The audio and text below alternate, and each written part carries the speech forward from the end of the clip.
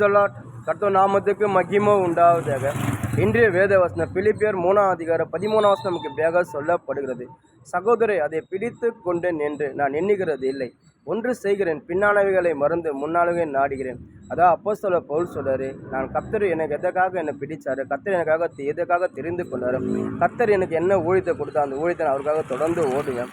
நான் ஒரு நாளும் சரி நான் பின்னாடி நோக்கி பார்க்க மாட்டேன், கர்த்தருக்காக முன்னேறி செல்வேன்னு சொல்லி பவுல் சொல்றாரு. ஏன்னா பவுலோட வாழ்க்கையில் பார்த்தீங்கன்னா அவர் கர்த்தரை அறியத்துக்கு முன்னாடி பார்த்தீங்கன்னா அவர் பயங்கரமான எல்லாவற்றிலும் தேர்ந்த மனுஷன்.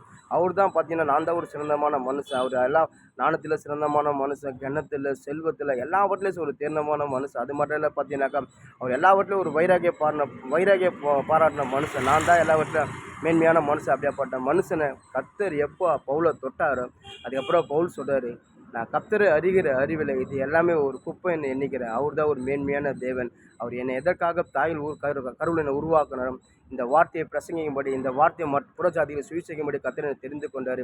இந்த வார்த்தையை நான் பிரசங்கிப்பேன், நான் தொடர்ந்து கர்த்தருக்காக ஓடினே இருப்பேன். என் வாழ்க்கை என்ன நடந்தாலும் சரி நான் பின்னாடி நோக்கி பார்க்க மாட்டேன், கர்த்தருக்காக முன்னேறி சொல்லி பவுல் சொல்கிறார்.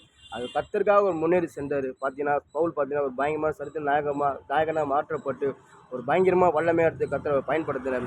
இன்னும் பவுலை பற்றி அநேக தேசத்தில் பேசுகிறாங்க. ஏன்னா கர்த்தருக்காக ஒரு வைரக்கியமான வாழ்ந்த மனுஷன்.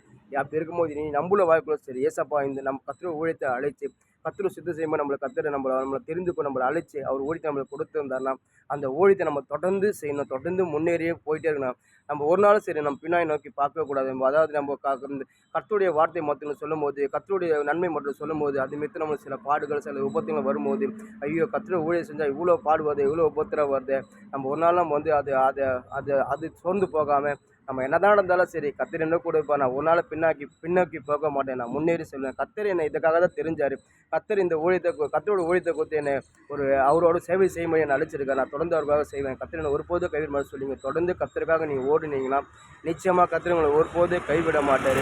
உங்களை கொண்டு கர்த்தர் பயங்கரமான காரியங்களை செய்வார். கர்த்தர் உங்களை கொண்டு வல்லமையாட்டு பயன்படுத்துவார். அது மட்டும் இல்லை, கர்த்தர் உங்களை ஒரு சரித்திர நாயகம் மாற்றி கர்த்தர் உங்களை ஒரு பயங்கரமாக கர்த்தர் உங்கள் தலையை உயர்த்துவார். ஏன்னா இந்த ஊழியம் கனமான ஊழியம், மகத்துவமான ஊழியம். இந்த ஊழியத்தை நீங்கள் செய்யும் போது, அதாவது சாதாரண ஊழியம், நாங்கள் ஜீவனுள்ள தேவனுடைய நம்ம வார்த்தையை பிரசங்கிறோம், கர்த்தர் நம்மளுக்கு செஞ்ச நன்மையை மட்டும் சொல்கிறோம்.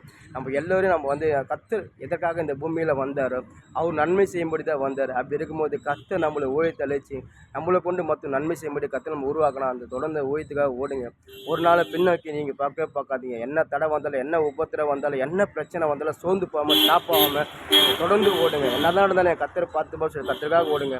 கர்த்தர் உங்களுக்கு துணை நின்று கர்த்தர் உங்களை பலப்படுத்துவார். உங்களோட கூட உங்களுக்கு பயங்கரமாக உங்களுக்கு எல்லாவற்றையும் கர்த்தர் செய்வார். அப்போஸ்தலர் பவுலோட கர்த்தர் பயங்கரமாக பவுல் எடுத்து பயன்படுத்தினார். கர்த்தர் உங்களை எடுத்து பயன்படுத்துவார். நீங்கள் கர்த்தர் தொடர்ந்துக்காக முன்னேறி செல்லுங்க.